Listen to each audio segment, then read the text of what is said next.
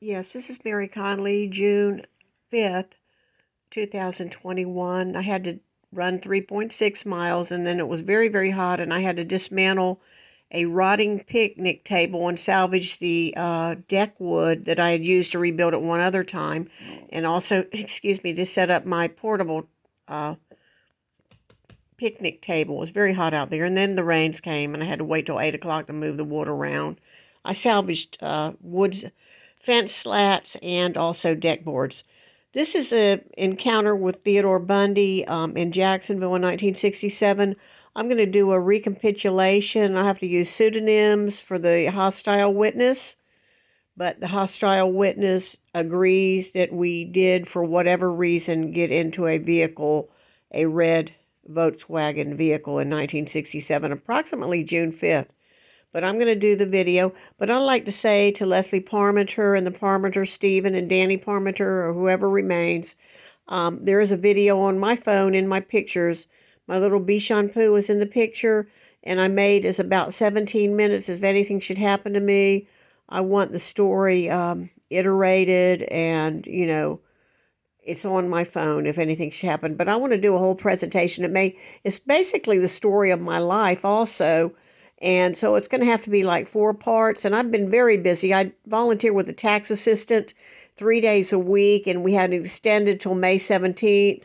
And then I had to drive 17 miles to something called the town center for the luncheon. I also had a vet appointment the next day, and we'd be doing graduation after graduation at the stadium, the Iceman's final home game. There's been many, many, many opportunities. There was 1 week that I did over 50 hours. I was very tired because I have things at my house. I like to walk 4 days a week, 3 miles. I like to run 3 miles. I probably run some runs with Ken Meisner, over the years, because I've run 28 river runs. That's a 15K in Jacksonville. Started in 1978, I believe, April though. Anyway, I'm going to make the video. I just haven't had time to put everything together. I want this down under oath of law for George Deckel, Kathy McChesney, Bob Keppel, Ken Casares, Mr. Simpson. I use as my validation Roger Marie, supervisor for over 20 years, CPA.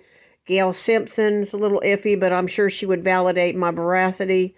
Terry Salvatore, I believe CPA, if not real estate, very smart woman, also a supervisor at IRS, and Corey Campbell, CPA, University of Florida, supervisor IRS. So the veracity of my statements after 37 years, I have no reason. I also don't like the fact that they're doubting this Debbie Harry. I don't know what her IQ is, but there was a bad odor in that Volkswagen. But I have very, very merry. I studied for 23 months. 23 months. I have a lot of things that will help law enforcement realize that this man was here on June 5th, and the year he's supposed to go to Stanford. There are some things that gave me a very, very bad headache when I got the cease and desist thing from the hostile witness. Well, I will use a pseudonym. My contention is, if there were trips made from June of 67 to, let's say, 1970, it needs to be annotated, because where this man went, people died.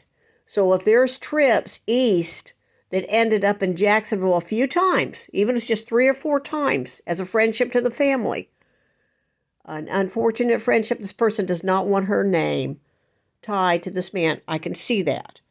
But capital crimes do not have a statute of limitation. So if there's 1 or 2 murders along the journey, Also, Ann Rule wrote in 1984, a nurse used to visiting him at Florida prison.